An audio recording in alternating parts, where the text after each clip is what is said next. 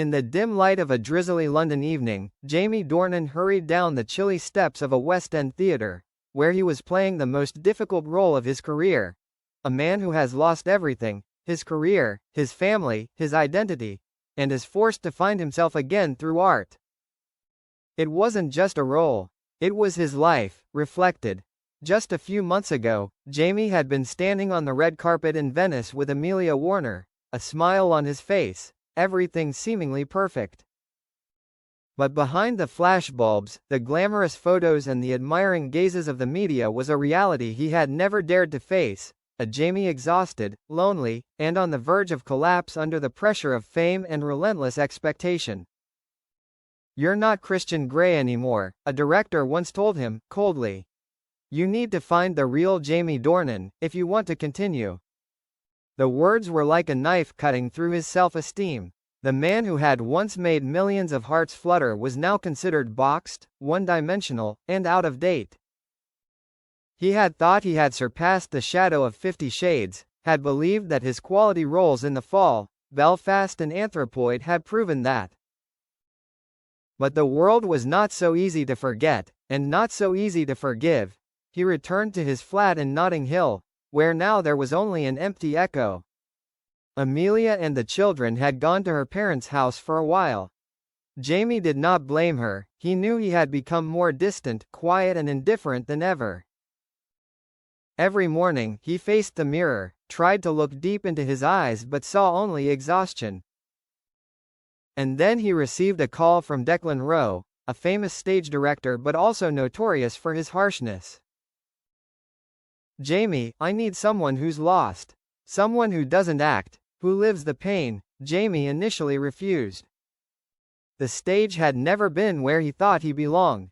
But that night, he lay on the living room floor, his bottle of wine empty, and the first tears in years rolled down his face.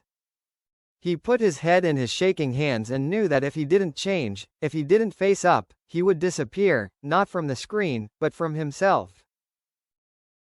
The role, a brilliant musician who becomes depressed after the death of his wife, became a cruel test. Jamie was forced to unearth all his old memories, including the pain of losing his mother as a child, his self-doubt, and the moments when he felt unworthy of anything he had. He practiced like crazy. During the day he practiced his lines, at night he drowned himself in the sad songs his character had composed. At one point, he broke the dressing room mirror because he couldn't reach the breaking point the director asked for. But every drop of sweat, every scratch in his soul brought him closer to something deep, the truth. People say art heals. Jamie didn't believe that, until one night, when the red velvet curtain slowly closed after the final scene, where he sat alone under the lights, playing the last song of his character's career. The audience was absolutely silent. And then, the applause rang out, strong, enthusiastic, not because they recognized him as the movie star Jamie Dornan, but because they saw him, the real him, fragile, painful but also full of determination. After the show, a young man approached backstage, his eyes red. "You don't know me. But because of this play, I didn't choose to give up." "Thank you." Jamie was silent. His heart was tight. In that moment, he realized, he didn't need to be admired. He just needed to be understood. A few months later, the newspapers were abuzz with his name again. But this time with different headlines. Jamie Dornan reborn on stage, no longer grey. Dornan is himself, and stronger than ever.